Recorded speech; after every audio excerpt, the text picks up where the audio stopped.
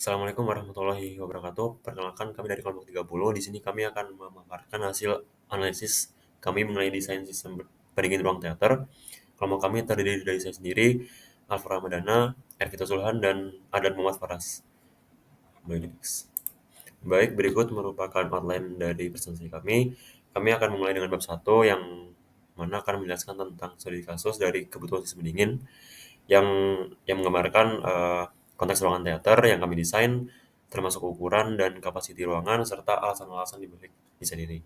Lalu di bab 2 kami akan membahas mengenai analisis kebutuhan pendinginan yang mencangkup perhitungan beban panas yang masuk ke dalam ruangan baik dari penghuni, peralatan maupun faktor eksternal lainnya. Dan yang terakhir di bab 3 kami akan memberikan analisis desain sistem pendingin di mana kami akan merancang sistem pendingin yang optimal dengan menggunakan data dan hasil analisis dari bab sebelumnya.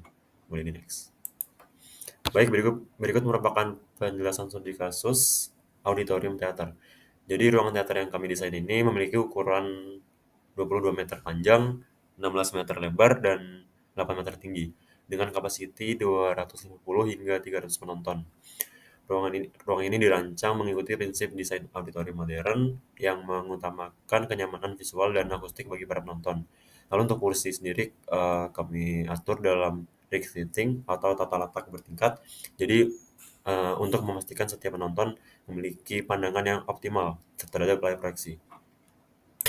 Lalu pada area depan ruangan sepanjang 6 meter sengaja kami biarkan kosong untuk memberi ruang bagi elemen akustik seperti speaker dan penempatan proyektor. Lalu untuk proyektor dipasang di tengah plafon agar distribusi gambar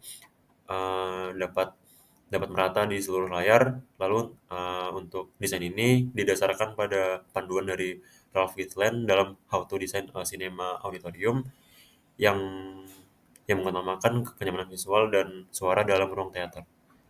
Boleh di next.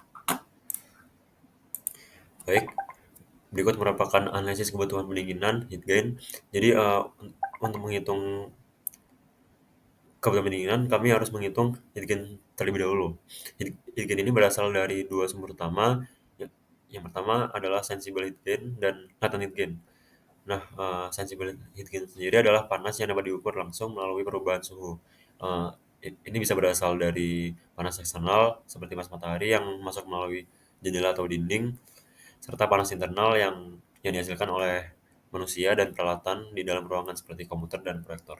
Sementara itu, latent heat gain sendiri berkaitan dengan kelembapan. Jadi, ini dapat berasal dari infiltrasi udara lembab dari luar atau kelembapan yang timbul oleh aktivitas manusia seperti pernapasan.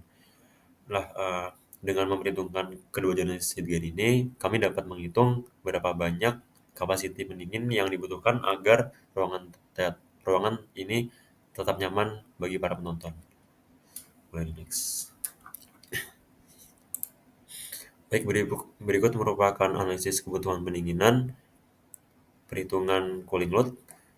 Jadi pada bab ini kami pada perhitungan cooling load ini merupakan langkah yang krusial dalam sistem pendinginan. Dalam menghitung cooling load ini kami mempertimbangkan beberapa faktor antara lain lokasi ruangan dan kondisi cuaca. Ruangan ini terletak di daerah DKI Jakarta yang memiliki iklim tropis dengan elevasi sekitar 10 meter di atas permukaan laut. Lalu kami juga memperhitungkan panas dari tanah yang diperkirakan berada di temperatur sekitar 25 Celcius derajat. Lalu untuk mendapatkan gambaran lebih lengkap mengenai beban pendinginan ini, kami menggunakan juga data cuaca dari Weather Station Soekarno-Hatta yang memberikan informasi tentang suhu luar, kelembapan, dan radiasi matahari. Data ini sangat penting karena akan mempengaruhi beban pendinginan yang harus dihitung dengan tepat. Lalu dengan menggunakan informasi cuaca sepanjang tahun ini, kami dapat mengoptimalkan desain sistem pendinginan agar dapat berfungsi dengan efektif sepanjang waktu. Boleh di next.